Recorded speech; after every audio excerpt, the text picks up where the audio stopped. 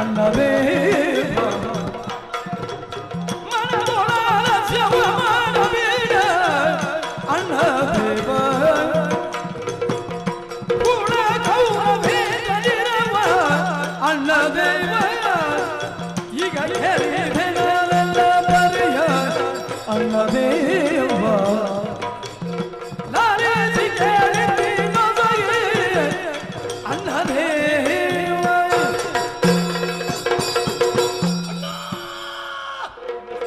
ಕುರುಕ್ಷೇತ್ರ ರಣಧಾರುಣಿ 18 ಅಕ್ಷಾಹಿಣಿ ಸೇನೆ ನೆಲ ಸಮವಾಗಿ ಹೋಯಿತು.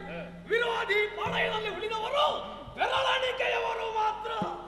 100 ಮಂದಿ ಕೌರವಾದಿಗಳಲ್ಲಿ 99 ಮಂದಿ ಕೌರವರು ಎನ್ನುವಂತಹ ಹುಳಗಳನ್ನು ಭೂಮಿಯಲ್ಲಿ ಒರೆಸಿ ಹಾಕಿದ್ದಾರೆ. ಕೌರವರೊಬ್ಬ ತಪ್ಪಿಸಿಕೊಂಡ. ಅಣ್ಣ ದ್ವೈಪಾಯನ ಸರೋವರದಲ್ಲಿ ಅಡಗಿ ಕುಳಿತುಕೊಂಡಿದ್ದಾನೆ ಎನ್ನುವಂತಹ ವಿಷಯವನ್ನು ನನ್ನ ಬೇಹಿನ ಜನರು ಮುಂದಾಡಿದ್ದಾರೆ. ಇದು ಔದಾಸೀನ್ಯದಿಂದ ಕುಳಿತುಕೊಳ್ಳುವಂತಹ ವೇಳೆಯಲ್ಲ. ಏಳು ನನ್ನ ಮಾತನ್ನು ಕೇಳಿದೆ ನನ್ನ ಪಾಡಿದ ಹೋಗೋಣ. ಸಂತೋಷದಾಯಕವಾದಂತಹ ವಿಷಯವನ್ನು ನೀನು ತಿಳಿಸಿದರೂ ಕೂಡ ನೀರಿನಲ್ಲಿರುವಂತಹ ಅವನನ್ನು ಕೊಲ್ಲುವ ಬಗ್ಗೆ ಬಹಳಷ್ಟು ಯೋಚಿಸಬೇಕು. ಅವಸರದ ತೀರ್ಮಾನ ಸಲ್ಲದ್ದು. ಶ್ರೀಕೃಷ್ಣ ಪರಮಾತ್ಮನನ್ನು ಈ ಸಮಯದಲ್ಲಿ ಧ್ಯಾನಿಸೋಣ. ಆದೀತು.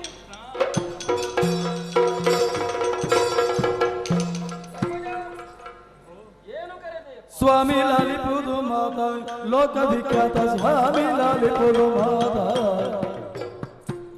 ದುರುಳ ಗೌರವರೇ ದ್ವೈಪಾಯನ ಗಿರಿಯಳು ಮುಳುಗಿಗರಂತೆ ದರೆದಿರು ಎಲಗೆನೆ ಬೆಳಗಿದ ಬರಲಿಂದು ಇರಿದು ಕೊಲ್ಲುವುದವ ಭರಿಸಿದ್ದೀರು ದೇವ ಸ್ವಾಮಿ ಲಾಲಿಪುದು ಮಾತಾ ಲೋಕವಿಖ್ಯಾತ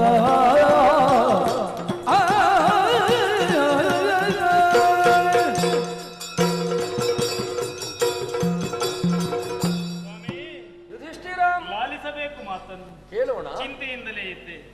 ಕೌರವನ ಇರವನ್ನು ತಿಳಿಯದೆ ಚಿಂತೆಯಲ್ಲಿರುವಂತಹ ಸಮಯದಲ್ಲಿ ಭೀಮಸೇನ ಸುವಾರ್ತೆಯೊಂದನ್ನು ಹೊತ್ತು ತಂದ. ಏನದು? ದ್ವೈಪಾಯನ ಸರೋವರದಲ್ಲಿ ಅಡಗಿದ್ದಾನೆ, ಅವನನ್ನು ಕೊಲ್ಲೋಣ ಎನ್ನುವ ಹಾಗೆ. ಸರಿ, ಆದರೆ ಬಹಳಷ್ಟು ಸಂದಿಗ್ಧ ಸ್ಥಿತಿಗೆ ಸಿಲುಕಿದ್ದೇನೆ ಸ್ವಾಮಿ. ಏನಪ್ಪ? ಈ ಧರ್ಮ ಸೂಕ್ಷ್ಮವನ್ನು ನೀನೇ ಪರಿಹರಿಸಬೇಕು. ಏನದು? ನೀರಿನಲ್ಲಿ ಮುಳುಗಿದವರನ್ನು, ಹುತ್ತ ಏರಿದವರನ್ನು, ಹುಲ್ಲು ಕಟ್ಟಿ ಕಚ್ಚಿದವರನ್ನು, ರಥವಿಹೀನರನ್ನು ಘಾತಿಸಬಾರದು, ಕೊಲ್ಲಬಾರದು ಎನ್ನುವಂತಹ ಯುದ್ಧ ನೀತಿ ಉಂಟಲ್ಲ. ಸರಿ, ಹೇಗೆ ಪರಿಹಾರವನ್ನು ಒದಗಿಸುತ್ತೀಯೋ ನೀನೇ. ಕೇಳುವ ಮನಸ್ಸು ತಾನೇ ನಿನ್ನ.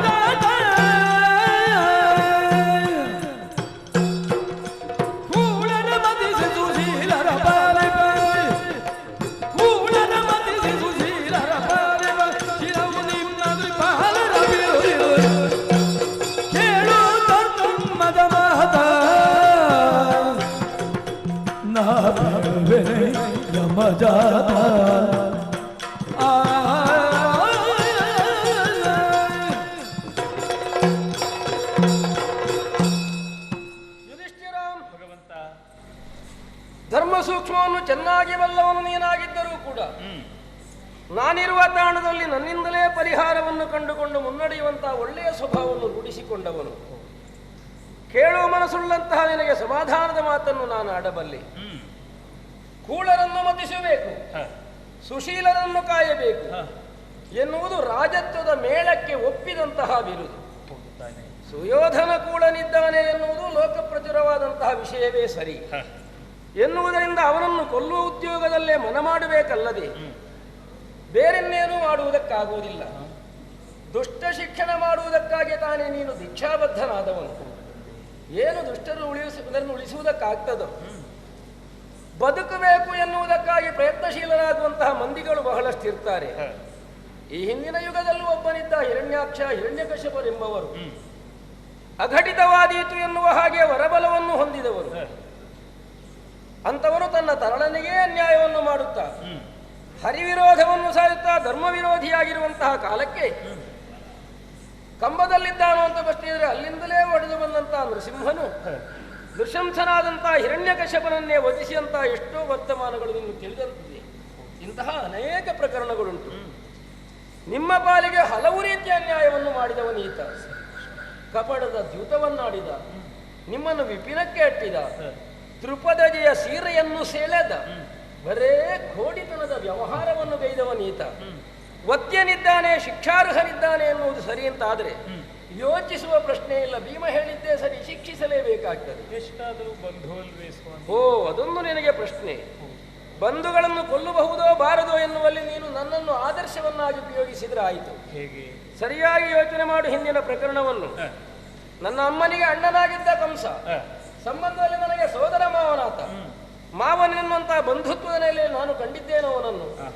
ಧರ್ಮದ್ರೋಹಿ ಇದ್ದಾನೆ, ಕುಟುಂಬದ್ರೋಹಿ ಇದ್ದಾನೆ ಎನ್ನುವುದನ್ನು ಅರ್ಥ ಮಾಡಿಕೊಂಡು ಧರ್ಮವೇ ಮನುಷ್ಯರಿಗೆ ಪರಮ ಬಂಧುವನ್ನುವುದನ್ನು ಅರ್ಥ ಮಾಡಿ ಲೋಕಕ್ಕೆ ತಿಳಿಸಬೇಕು, ಆದರ್ಶವಾಗಿರಬೇಕೆನ್ನುವುದಕ್ಕಾಗಿ ಮಾತೆ ಅಣ್ಣನ ನಾನು ಹಿಂದೆ ಘಾತಿಸಿದ ಬಗೆಗಳನ್ನು ನೀ ತಿಳಿಯುತ್ತ ಸರಿಯಾಗಿ ಅರ್ಥ ಮಾಡಿಕೊಂಡು ಅದನ್ನೇ ಆದರ್ಶವನ್ನಾಗಿಸಿ ಇವನನ್ನು ಶಿಕ್ಷಿಸುವತ್ತವೇ ಮನಮಾಡಬೇಕಲ್ಲದೆ ಬೇರೆ ದಾರಿಯಾಗುವುದಿಲ್ಲ. ಇದುವರೆಗೂ ನಿನ್ನ ನಿರ್ದೇಶದಂತೆ ನಡೆದವರು ನಾವು. ಸರಿ, ಇನ್ನೀಗ ಜಲದಲ್ಲಿ ಅಡಗಿದ್ದಾನೆ ಅಂತ ನಿನಗೊಂದು ನೋವುಂಟು ಅಂತಾದ್ರೆ ಜಲಕ್ಕೆ ನಾವ್ಯಾಕೆ ಇಳಿಯೋಣ?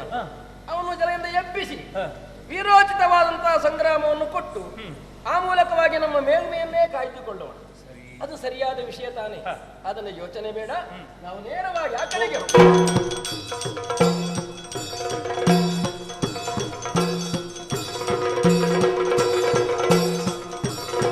ನಮ್ಮ ಚಾನಲ್ನಲ್ಲಿ ಬರುವ ವಿಡಿಯೋಸ್ ನಿಮಗೆ ಇಷ್ಟ ಆಗಿದ್ರೆ ಲೈಕ್ ಮಾಡಿ, ಶೇರ್ ಮಾಡಿ, ನಮ್ಮ ಚಾನಲನ್ನು ಸಬ್ಸ್ಕ್ರೈಬ್ ಮಾಡಿ ನಮ್ಮನ್ನು ಬೆಂಬಲಿಸಿ. ಯಕ್ಷಗಾನ ಗೆಲ್ಗೆ.